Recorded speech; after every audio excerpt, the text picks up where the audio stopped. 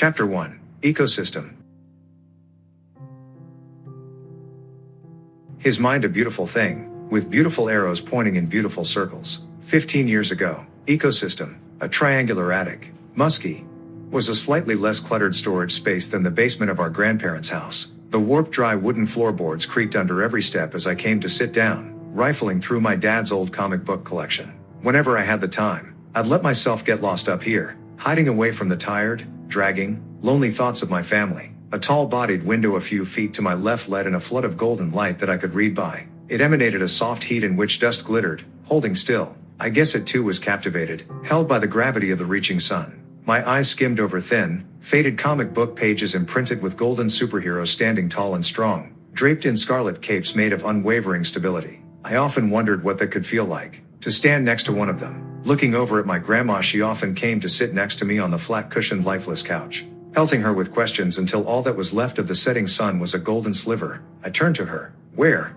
do they live? Taking a breath that made her chest rise and fall, she glanced over at the comic in my hands. In the clouds, she answered. That seems so far away. Silent for a moment, she looked over at the window's light. Forrest, do you ever reach out your hand, close your eyes, and pretend you're touching something with your fingertips? No, not really, I said. You should try it sometime. It makes things seem not so far away. May 1st, 2015, 11 a.m. Already over this Friday. I made my way into class, trying not to meet anyone's eyes. I kept my head down, sitting next to Cody. I gave him a soft smile and pulled my phone from my pocket. Hey, Forrest, Cody said, looking over at me from his laptop. Jason just sent me as part of the project and I think he sent it to you too. Were you still able to put it together this weekend? Yeah, I said, looking over at him. I was going to put it together tonight. Try to anyway. What are you doing for lunch? Staying here or going home? What are they having? I wondered out loud. Taking my laptop out of my bag, I turned it on. Pizza, I think, and it's the rectangle kind. He smiled, knowing I couldn't pass it up. Looking over at Cody, I shook my head. You'd think that after almost 16 years I'd be sick of their food. I know. Cody smiled. You're weak. Catching Jason's eyes as he walked in, I quickly glanced down at my hands. Hey Cody.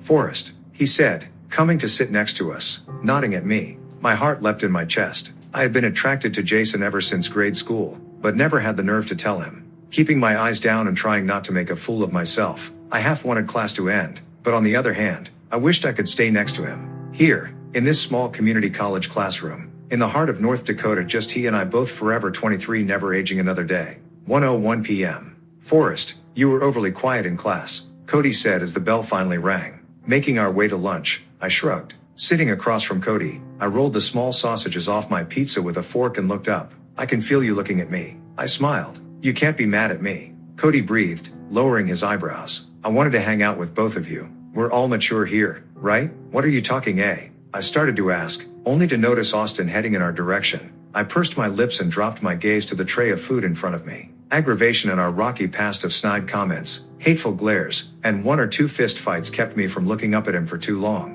This is bullshit, Austin growled, throwing down his tray of food. My grandpa and uncles are out of town for the week and now I have to walk to class. Looking at me for a second, Cody spoke. Why? What happened to your car? It gave out, Austin said. I don't have the money to take it to a mechanic, but I know my uncles could find out what's wrong with it. It can't be all that bad, I said, raising my eyebrows and playing with the carrots on my plate. I thought you only lived 2 blocks from the college. What would you know about having to struggle? Austin shot at me. Didn't your mom like win the lottery or something? Maybe you should keep your mouth shut about things you know nothing about.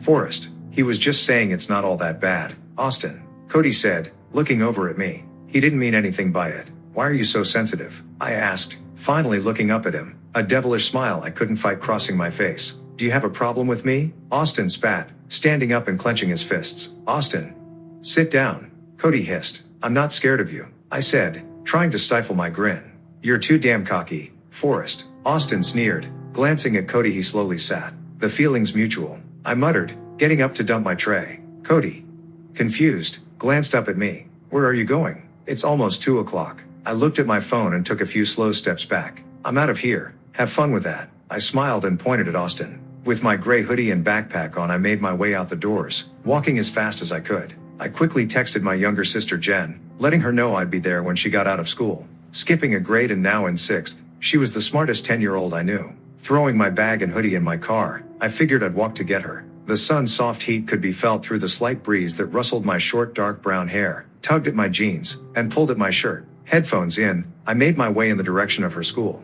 Thought after thought, emotions following just behind. My mind burned alive with the stress of the ending week. Letting Austin's voice ring in my ears, I thought back to the old white house we used to live in with our grandparents, in Youngtown, North Dakota, just 6 miles north of Greengrass Grove and 12 miles north of New Salem. Back through my memories to where our mother had left us, and back to the couch I sat on as my mother, who I hadn't seen in months, walked through the door and acted as if no time had passed. Well, I had to act like her being there was no big deal. That's enough of this, my grandma yelled, slamming her fist on the table and standing up. Eve, you're going to go and donate that money to charity. You take, and give nothing back. This is all going to catch up to you and you'll have deserved it. My mother had just walked in the front door of my grandmother's house. Caught off guard, my grandma stepped up to her, an anger on her face we'd never seen before. I was going to give it to the kids, my mom said, looking hesitant. Holding out her hand, my grandmother took the check from my mother. We'll split it up and put it in funds for the kids to touch later. How much money do you have now? My mother didn't answer right away. My grandmother's stare could melt glass. Eve, how much? 3,400,000. My mother choked. And what the hell were you going to do with this? My grandma yelled, looking at the check. 5 million. You don't need 5 million. You were just going to spend it on yourself like you always do. I want you to stop using your gift in this way. It's turning you ignorant. Think about what you're teaching your kids. That money fixes things. People fix people, not money. 2:54 p.m. Back at the college's dirt parking lot with Jen by my side, I noticed the odd slant of my car as we made our way to it. Feeling my heart drop, I jogged over to the passenger side. Fuck, I muttered, looking at a flat tire. Pulling out my phone, I called my friend Vanessa, who I knew was home, and asked her if I could get my spare tire out of the back of her truck. Thankfully, she agreed to meet us in 10 minutes. Vanessa, only a few minutes early, drove into the parking lot just a space over from Jen and I and jumped out.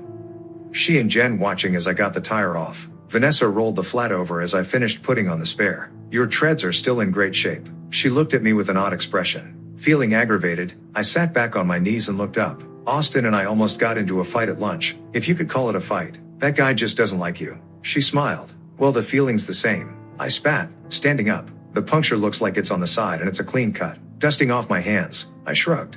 Do you guys want to go get ice cream? I have some coupons. Vanessa nodded to her truck. We'd love that, Jen said, walking backward, her hair pulled into a ponytail. We hopped into Vanessa's big black dirt-covered truck and headed to Eagle Point gas station, where I worked 3 days a week, getting vanilla because I couldn't stand the taste of chocolate. We drove around our small town, windows down, wind blowing, music blaring. I looked back at Jen. So much had happened when I was 10 that I was happy she wasn't around for any of it. Dad and our older brother Greg leaving, our cousin Rachel moving away with her grandparents on her dad's side, and Mom having to move to Fargo for her health. After almost 30 minutes, Vanessa turned down the radio and looked at me. Forrest, I was going to ask you. Zach's having a party this Saturday, tomorrow night, and I need someone to go with. No. I still have to put the group project I'm doing with Cody and Jason together. I'm probably not going to do it tonight because it's Friday, and Sunday would be cutting it short. Saturday may be my only day. Vanessa looked over at me, her face solemn, a silent begging in her eyes that screamed louder than the silence in the truck. Forrest, come on, I need someone to go with. Ask Jess or Greg. Jess blacks out too fast and Greg's going out of town. Forrest, it has to be you. Ugh. Why would you even want to go? If it's the same Zach we're both thinking, then it's not going to be a house party. It's going to be a blunt fest in his garage, which has no airflow, by the way, no circulation. We're all going to get a contact high and drunk at the same time, which sounds miserable. Forrest, just come and don't worry too much. It'll be fun. We could dance. You don't worry enough. I breathed out, looking at her. Fair. She smiled, tilting her head. Look, if you come with me, I'll help you put your project together and I'll buy us food. Drunk burgers are the best. I took this weekend off to work on schoolwork, I said, taking a deep breath. If the people from work see me out partying, I'm screwed. And I know Sean will probably be there. Smiling an evil smile, Vanessa spoke in a higher voice. And so will Jason. How do you know that? I asked, honestly wanting to know but trying not to sound too interested. I overheard him talking to some friends. You mean you eavesdropped? I smiled. Isn't it all the same? To you, but not to most people. Vanessa, it's not the point if I broke the law. It's not against the law. I smiled at her. It's just a morality, self-respect kind of thing. Forrest, this is your chance to get buzzed, and I'll help you crush hard on him. I'll be the perfect wingman, I promise. Taking a deep breath, I looked back at Jen again. Looks like I'm going to a party. She's pretty convincing. Jen replied, grinning. That and my self-realization about where I'm headed in the world is on the edge right now. It's the end of classes, almost graduation, and it all seems too unreal. Things have me stressed. It might be nice to have a few drinks. You'll be okay? I asked, looking back at Jen. I'll get you some movies and popcorn. You can watch them in my room. Sounds fun, she said, finishing the last of her ice cream. 7:25 p.m. How are your last days of school going? I asked Jen, taking a bite of the chili I had made around 7 that night, as we relaxed around the dining table. Not too bad, she answered. Mom said she was going to try and make it to your graduation party. Pausing from eating for a moment, I set down my spoon and looked at Jen. You know Mom's really sick, right? I know she said she would try. I just don't want you to be let down. I trust her, Jen said, still not meeting my eyes. Her voice and certainty stayed the same. I do too, but let's be realistic. I reached for her hand. Forest. Stop it. I know how sick she is. Jen flashed an angry look at me. Just let me have this. She said she would try. I know what that means.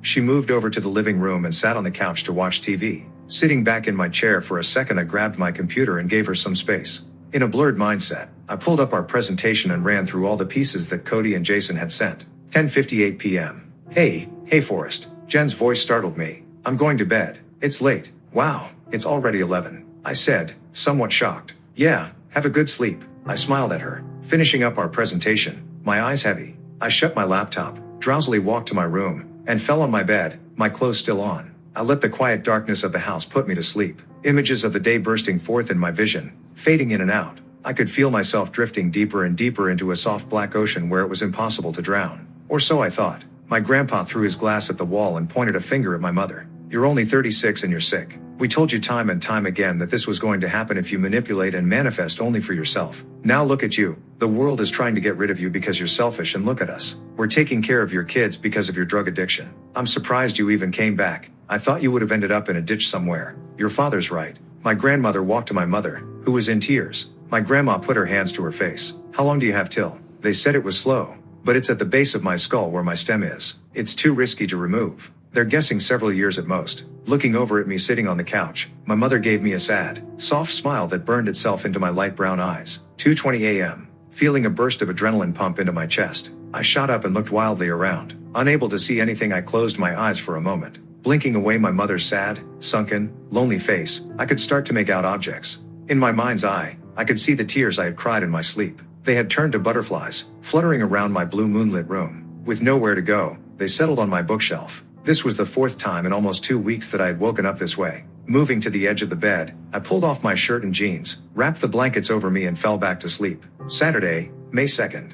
9:01 a.m. Look, Ma, I ended. It's okay. You don't have to if you're not feeling well. We'll take photos for you, and when we come see you again, which should be in the next week or so, I graduate at the end of the month, you'll get plenty of photos, and we'll call you. I promise. I'd like that, but I'm going to try. Her voice cracked over the phone. I love you, baby boy. I love you too. Here, Jen wants to talk to you. Calling for her, Jen walked into my room and took my phone. Rolling back over, I pulled the covers over my head and drifted back to sleep, dreaming of nothing in particular. 12:45 p.m. Getting pulled awake from an abnormal amount of weight on the edge of my bed, I turned over and rubbed my eyes. I knew it wasn't Jen, and my mom's sister. Ray hated me too much to even talk to me, let alone come into my room and sit down. Forrest, Vanessa's voice rang. I sat up and stretched. Cody, Vanessa and Jen all stood in my room, watching me. Fuck.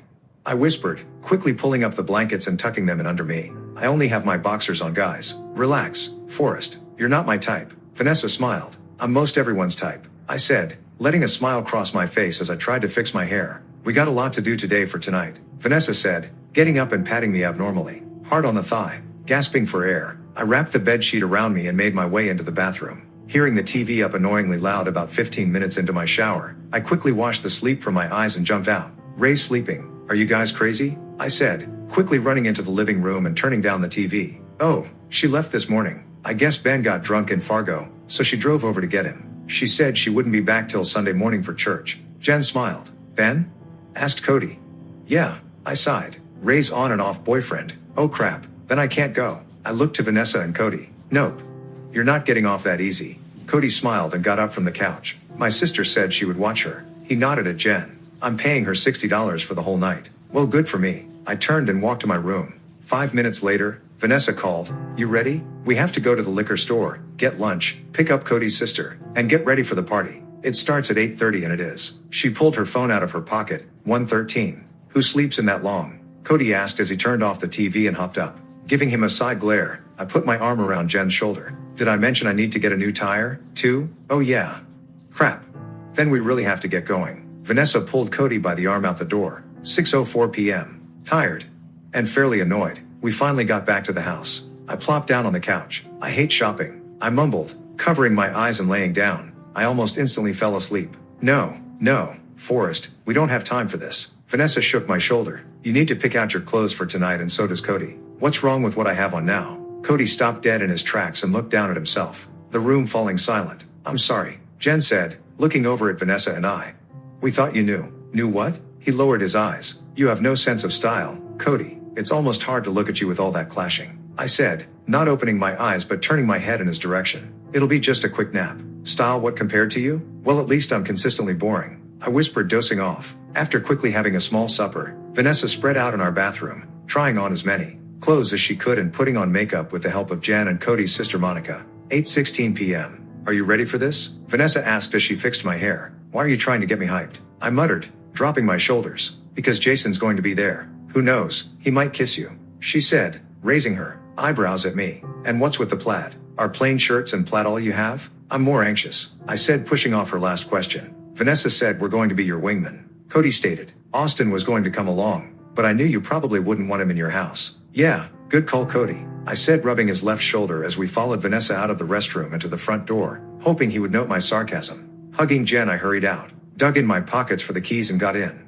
Forest, I know what you're thinking. Cody sighed, buckling himself in. Vanessa told me. What happened with your car? Austin was with me the whole time. After we got out of class and had lunch, we went to our last class. We didn't even pass your car when we left. You know I wouldn't lie to you. Taking a deep breath, I turned back around. It just seems a little too coincidental if you ask me. Yeah, I know that's how I would have seen it too. Vanessa looked over at me. But like I said, he was with me the whole time. Cody finished. Here, I'll pull up a block away. I pointed to an empty parking lot. Walking up to an old white house, a low beat of loud music could be heard coming from its back garage and basement. Oh my God, there's Beck. Vanessa quickly ducked behind Cody and I as we walked into the crowded garage. Quick, hide me. I thought you wanted to be here? I moved in closer to Cody, not attempting to hide very noticeably. You know why we're really here. Come on, Forest. Vanessa hissed. Now let's move. Oh shit, Vanessa, they're coming over here. I think Beck saw you, Cody harshly whispered. Hey Forest, Cody.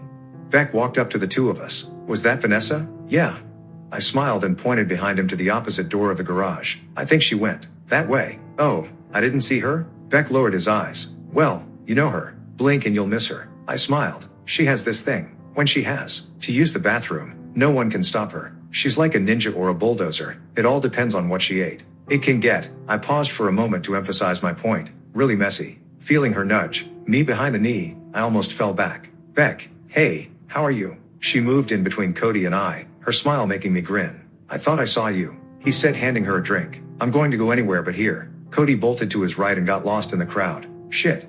I whispered. Hey Forest, this is Cade. Beck said, directing my attention to the guy to his right, putting his arm around Vanessa. We need to talk. No problem. I put my hands in my pockets. Nice to meet you, Cade said, leaning up to me. You too. I moved closer to him and talked into his ear. So, you from around here? Yeah, New Salem. Cool. What are you doing here? I tried to stay close to him as people moved and bumped into us from every direction. Beck invited me for the weekend. I guess he and Zach are good friends. Talking about the most random things, Cade said he'd graduated high school 2 years before me. He had no brothers or sisters and had quit college to take care of his dad and uncle, who were both sick. He was tall with short blonde hair and hazel eyes. His jaw was strong and held a nice smile. You seem like a cool guy. He looked down at me. That's because I'm a little buzzed. I held up the red Solo cup that held mostly vodka, that Vanessa had dropped off with me. Almost spitting it out, I looked at her stunned. Is this just a cup of vodka? I had asked, with a hint of Sprite. She had said, before disappearing back into the crowd, you want to hang out at my place sometime? Kate asked. My uncle and dad are always at the casino or sleeping. Sounds like something my mom used to do. I half laughed, avoiding his first question. She used to be a big gambler. She ever win anything? He took a drink. Feeling my face turn hot, I lied without hesitation. No, she's not that lucky of a person. That's definitely my uncle too. He won 5,000 a long time ago and he's been trying to recreate the situation over again. Thinks it'll help him win again. Has it worked yet? Not yet. Kide smiled. I heard about your car, Forest. That really is too bad. Austin smiled, walking up to Cade and I looking over at Cody annoyed. He shrugged, his face burning hot. I only told 2 people. I don't know how everyone knows now, I replied, taking a sip of his drink. Austin raised his eyebrows quick. Well, that's karma for you. Fuck off, I muttered, stepping in front of Austin. Jason looked at me, a smile crossing his face. Hey Forrest, how's the project coming? I hope what I sent you was okay. Having on a gray and green hoodie with blue jeans, Jason, handsome, made me wish it were just he and I. Wanna go walk in the backyard? He asked in my ear. It's a little quieter. Yeah, let's go. I nodded for him to follow me. Hey, it was nice meeting you, Cade. I shook his hand again. You too. Maybe I'll see you around? I'll look for you, I called after him. You know, Forrest, I feel like I can be myself around you. Jason came to stand in front of me as we found a place void of most people. I know we've hardly interacted, but it would be cool if we spent more time together. What do you think? Feeling myself smile, I spoke through the darkness of the night sky. I feel the same. You want to go on a walk around the block or to my car? We could hang out at my place. Ah, that would be cool, but I can't leave Cody or Vanessa. Sorry, I think they've already ditched us, Forrest. Come on, let's go back to my place. I can call a friend and he can come get us. Jason, I said, feeling a little aggravated now that he kept asking. Dude, I can't leave them, I don't want to. They'll understand. He grabbed me hard by the arm, feeling his grip tighten. I looked up at his blurred eyes. Yeah, sorry, I'm buzzed and don't want to fall. He let up a little, caution mixing with my blood. My heart thumped hard in my chest. Jason sober was fun to talk to, but buzzed, borderline drunk Jason was way too overbearing, almost controlling. I took a step back from him, looking for a moment to ditch him. I told him I needed to use the restroom and would be right back. I quickly ducked behind a group of people and tried to shake off the numb feeling in my face and head. Finding Vanessa, I pulled her away from a small group of people. Hey, I'm going to go home. Forrest, it's only been 3 hours. She held up her phone drunkenly, shaking my head vigorously. No, I responded the best I could. Jason is freaking me out. He keeps wanting me to go home with him. He's very pushy. You should. Vanessa turned me around and walked behind me, pushing me back to the back door. No, look at my wrist. I held it up and stopped her. Forrest, she said, looking a little shocked as she turned over my red wrist in her hands. He wouldn't let me go. His grip was so tight, I had to follow him everywhere. Well, I'm going to stay here. Cody said he was going too. I'll tell Jason we haven't seen you. That's fine. I walked away from her and beelined it to the front door, running into Cade. One last time, I pulled him out of the garage into the front of the house. Hey, have you been drinking? I asked, closing my eyes and shaking my head, hoping it would steady my vision. I mean, I do drink, but I'm the DD tonight, so no. Cade smiled. Could you give me a ride home? I almost pleaded. I don't live far. Yeah, that's cool. What's wrong with your arm? He asked as I started to move to the sidewalk. Oh, I fell, I said, holding it. It's nothing. Following Cade, I texted Vanessa and Cody that I had found a ride. I sat down in Cade's blue pickup and dropped my head against the headrest. Moving in slow motion, I glanced over at Cade. Thank you again. No problem. You're a cool guy, so it's no big deal. I looked at my hands in the dark as the pickup started to move. You're probably the only one who thinks that, I said, my voice falling quiet. Why do you say that? Cade glanced over at me. I know I may seem like an extrovert, but I'm very much an introvert. I'd rather be alone than around most people. Taking a deep breath, I watched as the orange streetlights rolled over Cade's face. Most people think I hesitated.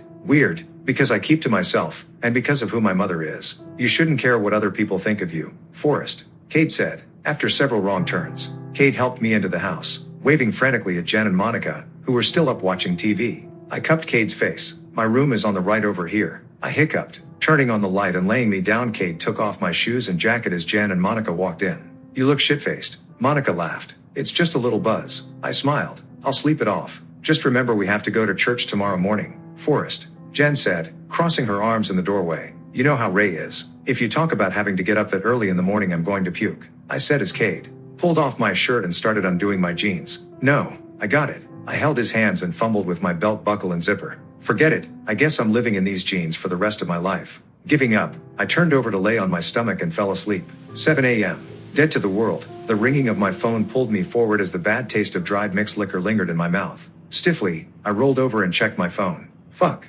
I said, pulling the phone from the charger and setting a timer for 15 minutes. There, that'll help. I rolled back over and went to sleep, shooting up in bed. Ray had texted that she took Jen to church with her and that I'd better get up. I'm not going to puke. I'm not hungover, I sang as I ran water over my body, trying frantically to wash my alcohol-permeated hair and face. I pulled into the packed church parking lot, stuffed some gum into my mouth and found them next to the back. You're late, and you smell like a liquor store, Ray said. Yeah, I don't want to be here, I mumbled. And the smell, it's gas station gum. You should try it sometime. Have some respect. she hissed. For who? You? You make us come here. I don't believe in any of this. Your God isn't mine. I shot at her. Maybe you should try and grow up a little bit, Forest. She shot back. Not in any kind of mood for this. I walked out into the lobby with Ray just behind me. I'm very self-aware. I almost yelled, and I'm 23. I'm able to live on my own. I only put up with your bullshit because mom asked me to, and I'm grown up enough to know what religion I want to or don't want to follow. That's my choice. This probably isn't even about church. You're just using this to show some kind of power over us. Forest, it's not that hard.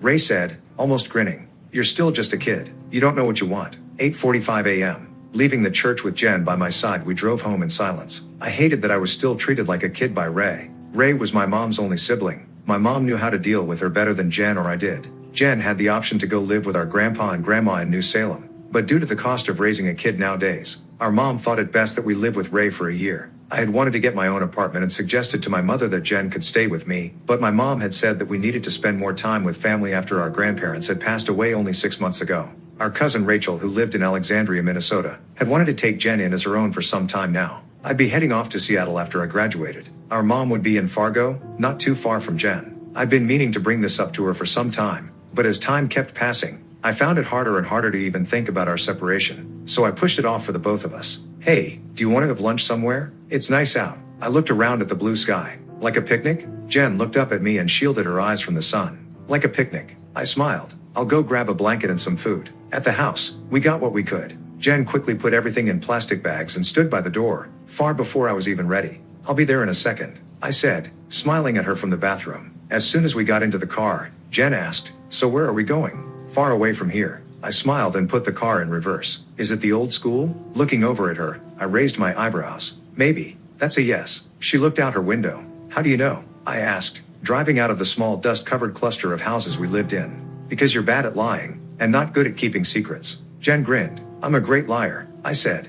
No. Your face turns a little red and you don't make eye contact. Your hands get all shaky. So, you put them in your pockets. Your anxiety gets the best of you. How do you know me so well? I took a right to find a small gravel road that led to almost the middle of nowhere. Birch Tree Butte was just that, 5 miles west of Green Grass Grove. It was a small hill surrounded by a stream that almost completely circled the old school we were going to. Do you remember the first time Mom brought you out here? Jen asked, looking over at me from the passenger side. Like the back of my hand. I smiled at her. It was a day like this one, nice and cool out. You weren't even born yet and Dan was still in school. I had gotten sick over the weekend. Getting out of the cracked dashboard, sun-heated, leather-scented car and throwing a brown backpack over her shoulder, my mom smiled at me, following in her footsteps. Past a rusted barbed wire fence and up 2 dirt paths worn into the earth, she led us up a slight hill covered in tall golden grass. A cool wind wiped away the sun's heat. I freed my hands from my hoodie's pockets and unzipped it, coming into a clearing of 6 trees that surrounded what looked like the foundation of an old building. No longer standing except for a few wooden beams, its skeleton looked old, forgotten and warped from the sun's summer heat and the winter's bitter cold. What is this place? I called out to her, slowly circling the lonely rotting ruins. Your grandma and grandpa used to go to school here when they were about your age, my mother said after she had found a short green grass patch covered in shade, and sat down. How long ago was that? About 69 years ago. Oh, and watch for nails and glass. Did you ever go here? I called out, still circling the small one-room schoolhouse. No, this was long before my time, she answered as I finished my investigation in only a few sideways steps. I tilted my head at my mother, who had unpacked her backpack of food, a blanket to sit on, a small radio and a book. But your grandma did bring me out here when I was about your age. It was in a little better shape. I used to come here almost every day just to escape. I almost got struck by lightning out here. I sat down next to her. I made your favorite, she said, a bologna sandwich and chicken noodle soup. Ma, what's your favorite food? I looked over at her, smiling at me. She took a breath and pushed the stray strands of hair behind her ears. I think it's this. I can see why you like it, and it's a good combination. Mom?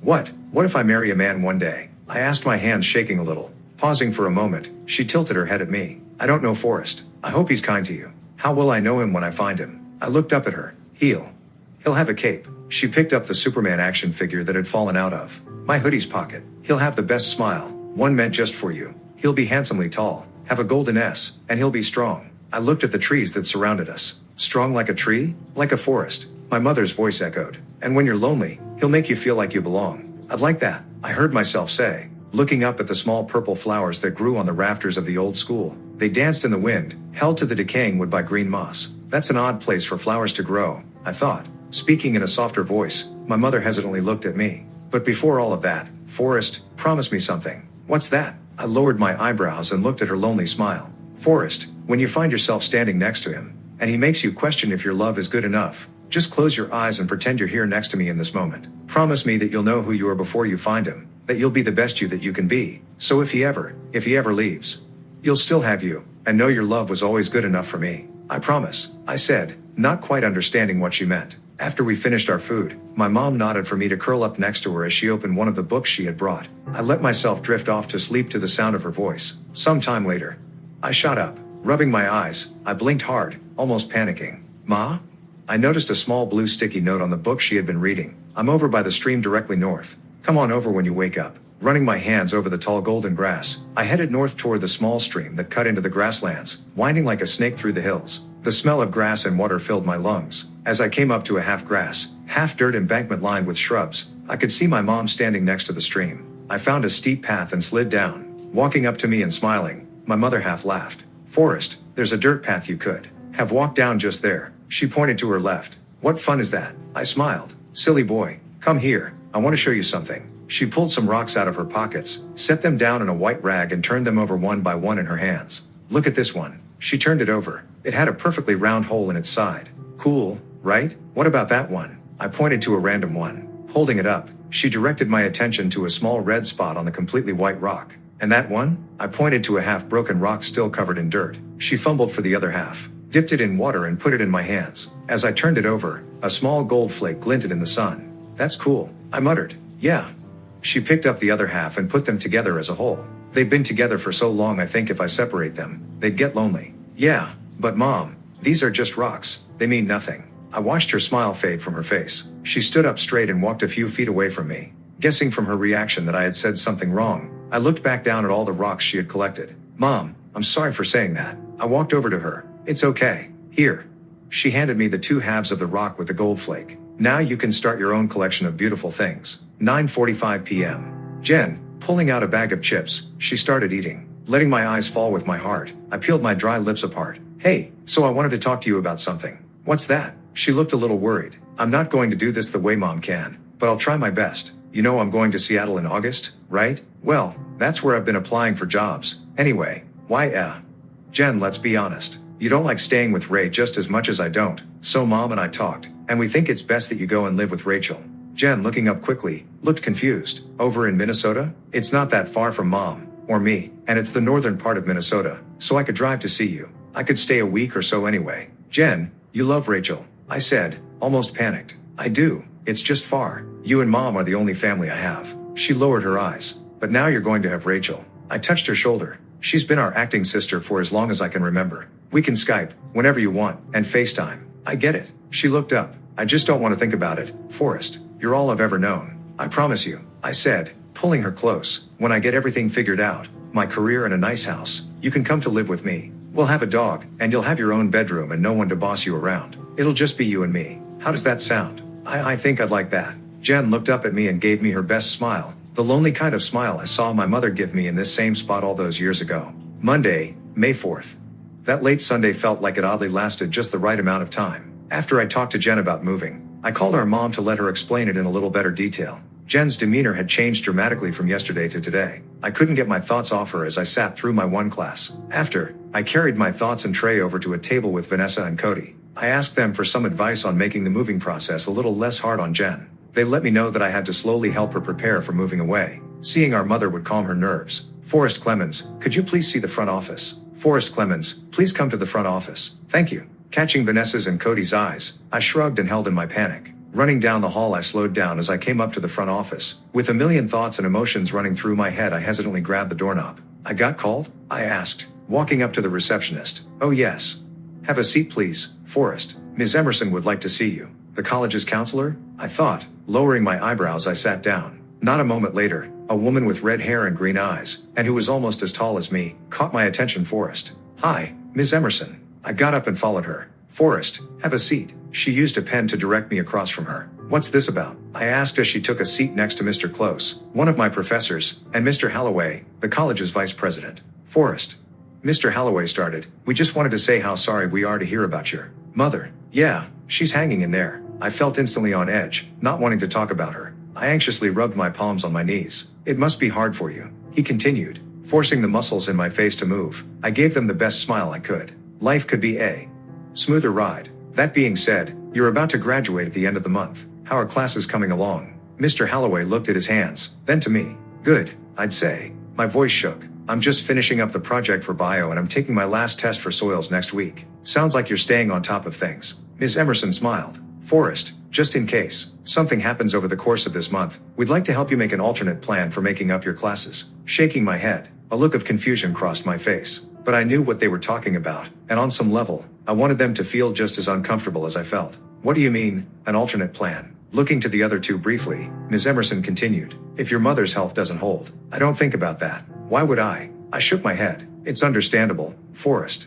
But if you don't have a backup plan in place, like a safety net, and you end up missing classes for a week, that could hinder you from graduating. Thanks for the concern. I stood up and looked at the clock. But I'm talking to a company and I'm very confident that things are going to stay the same. I'm thinking about moving with a friend a little sooner than July. Forrest, I know this is hard to talk about, Mr. Close said, standing up. But just think about it. No, she's going to be fine. I took a step back. I promised Jen she would be. Now if you'll excuse me, I'm actually going to pick her up and we're going to drive over to see our mom. Forrest, we're only trying to help. Mr. Holloway stood up also, exhaling as I got to the door. I shook my head. This Wednesday and Thursday I'll meet back with Ms. Emerson and we can go more into detail. But please, I don't want to talk about it. Understood.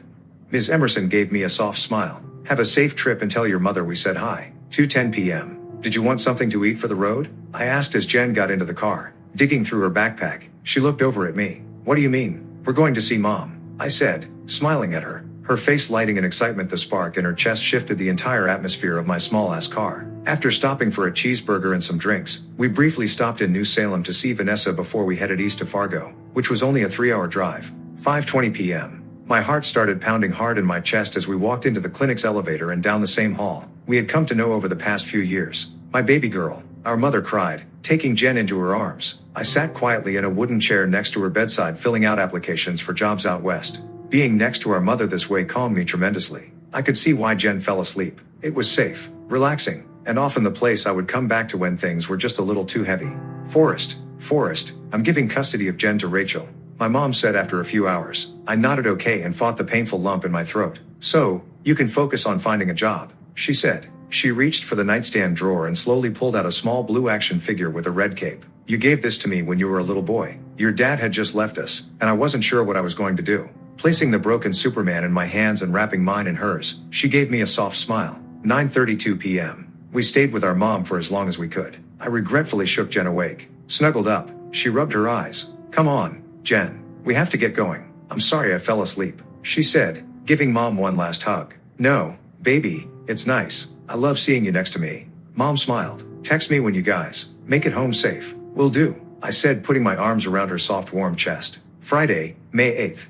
1:15 p.m. Hearing my name being called, I passed the college's guard and walked out of the building. Zach and Nathan walked up beside me. Hey Forrest, what's up? I'm just getting out of class for the weekend. I grabbed tight to my backpack straps and stopped to look at them. You should come drink with us tomorrow night, Nathan said, looking at me then to Zach. 2 weekends in a row, Zach? I asked, squinting against the sun. A little excessive, don't you think? First of all, Forrest, it's graduation month, and second, it won't be at my place, it'll be at Nathan's here. Still completely untrusting them, I hesitantly nodded okay, just so they'd go away. Cool, it'll be at my house tomorrow night around 8. My roommate's gone for the weekend, Nathan called after me. So, if you stay over, you could pass out there if you'd like. Sounds like trouble. I lifted my eyebrows quickly and turned to walk away. 6:04 p.m. Saturday, May 9th.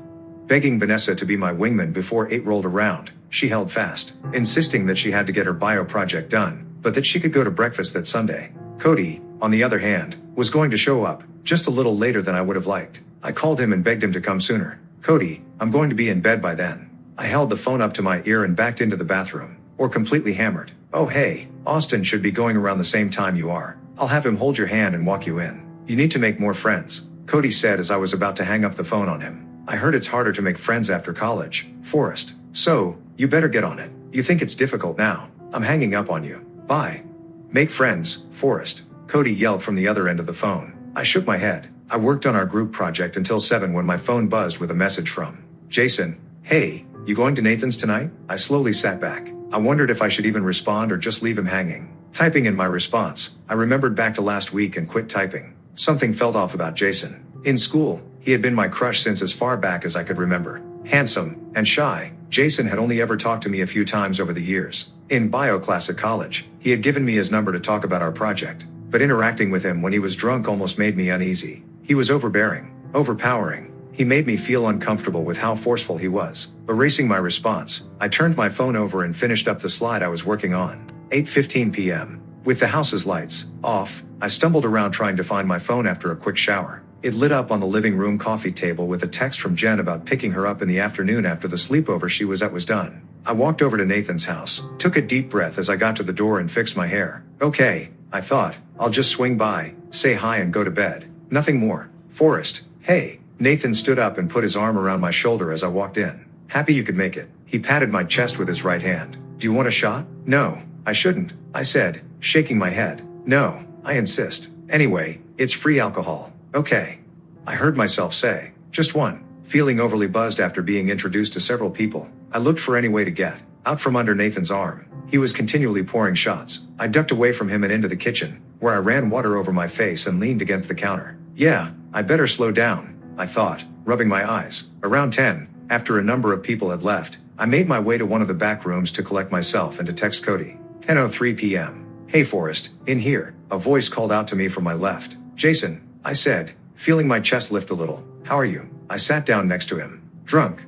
He smiled and got up to shut the door. Smoke? He attempted to hand me a cigarette. Shaking my head, no. I looked around at Nathan's room. Just a mattress on the floor, a coffee table, and a blanket covering the window. Smoke blurred the dim ceiling light bulb. How many shots have you had? Jason held up a bottle of Jack. Enough to know that that's trouble. I smiled. Well, here's to trouble. He sloppily poured it into a shot glass. No, I'm serious, Jason. I almost begged him. I shouldn't take any more. I think I'm just going to ride off the buzz I have now. It's not going to hurt anyone, he said, forcing it in my face. Come on, just one, Forrest. Stop.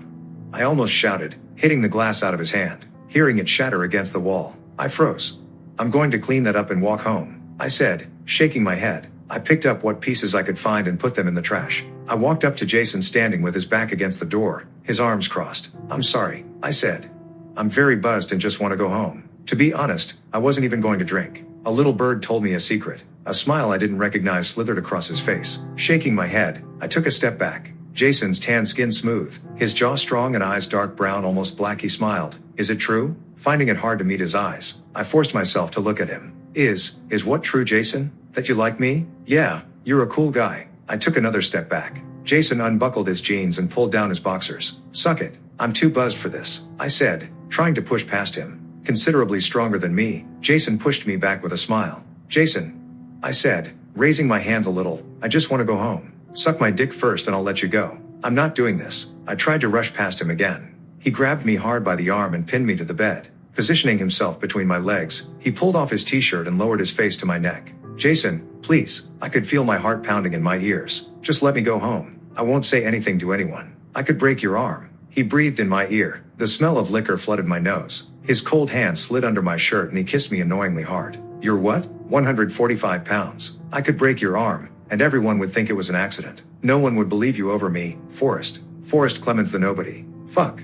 I spat. I'll do it. I hoped he would let up a little, giving me just enough time to slip away. You'll let me fuck you? He asked, still holding my arm tight to the bed. No, I'll suck you off, I said in anger. No, I like the other option. Jason let go of my arm, quickly unbuckled my jeans and tried to pull them down. Taking my moment, I pushed him off with everything in me, pulled up my pants and sprinted out of the room into an empty bedroom. Frantically, I locked the door behind me, holding my hand over my mouth to steady my breathing. I turned on the bedside lamp and sat on the edge of the bed trying to calm my shaking hands in the single dim light. Hearing a loud pounding on the bedroom door, I shook in fear walking up to it. Hey Forrest, it's Nathan. Jason said you were looking a little blacked out. You okay? Why yeah, I'm fine. I yelled from the side of the door, hoping he wouldn't unlock it. I held tight to the doorknob, my weight pressed hard against it. I'm going to pass out in here. Too scared to move or even try to make a run for it. My head spinning. I set an alarm on my phone for the morning and curled into a ball on the bed. Sunday, May 10th, 8:04 a.m. Stepping over bottles and cigarette butts, I made my way quietly and sickly through Nathan's house and out the back door. With my arms pressed close to my body, I kept my head down, avoiding the east morning sun.